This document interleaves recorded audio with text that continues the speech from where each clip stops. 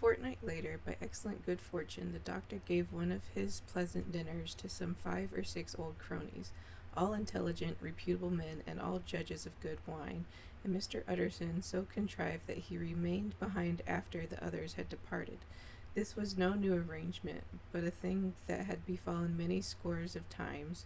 Where Utterson was liked, he was liked well. Host loved to detain the dry lawyer, then the light-hearted and loose-tongued had already their foot in the threshold. They liked to sit a while in his unobtrusive company, practicing for solitude, sobering their minds in the man's rich silence after the expense and strain of gaiety. To this rule Dr. Jekyll was no exception, and as he now sat in the opposite side of the fire, a large, well-made, smooth-faced man of 50, with something of a stylish cast perhaps, but every mark of capacity and kindness, you could see by his looks that he cherished for Mr. Utterson a sincere and warm affection. "I have been wanting to speak to you, Jekyll," began the latter. "You know that will of yours." A close observer might have gathered that the topic was distasteful, but the doctor carried it off gaily. "My poor Utterson," he said, "you are unfortunate in such a client. I never saw a man so distressed as you were by my will. Unless it was that Hyde-bound pendant, Lanyon, at what he called my scientific heresies. Oh, I know he's a good fellow, you needn't frown, an excellent fellow, and I always mean to see more of him. But a hide-bound pendant for all that, an ignorant, blatant pendant. I was never more disappointed in any man than Lanyon. You know I never approved of it," pursued Utterson, ruthlessly disregarding the fresh topic. "My will? Yes, certainly, I know that," said the doctor a trifle sharply. "You have told me so." "Well, I'll tell you again," continued the lawyer. "I have been learning something of young Hyde." The large, handsome face of Dr. Jekyll grew pale to the very lips, and there came a blackness about his eyes. "I do not care to hear more," he said. "This is a matter I thought we had agreed to drop." "What I heard was abominable," said Utterson. "It can make no change."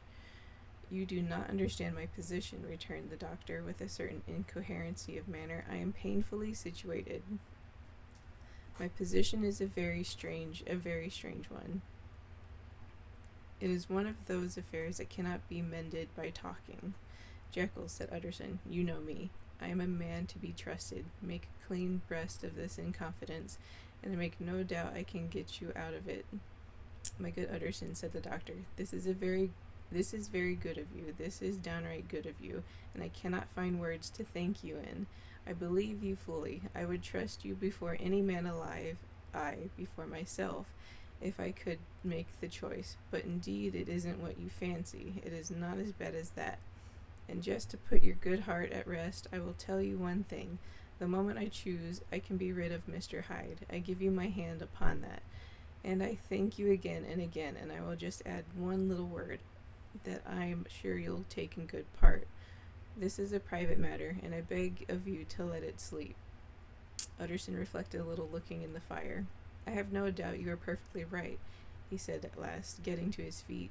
"Well, but since we have touched upon this business, and for the last time, I hope," continued the doctor, "there is one point I should like you to understand. I have really a very great interest in poor Hyde. I know you have seen him, he told me so, and I fear he was rude. But I do sincerely take a very great interest in that young man, and if I am taken away, Utterson, I wish you to promise me that you will bear with him and get his rights for him. I think you would if you knew all, and it would be a weight off my mind if you could promise." "I can't pretend that I shall ever like him," said the lawyer.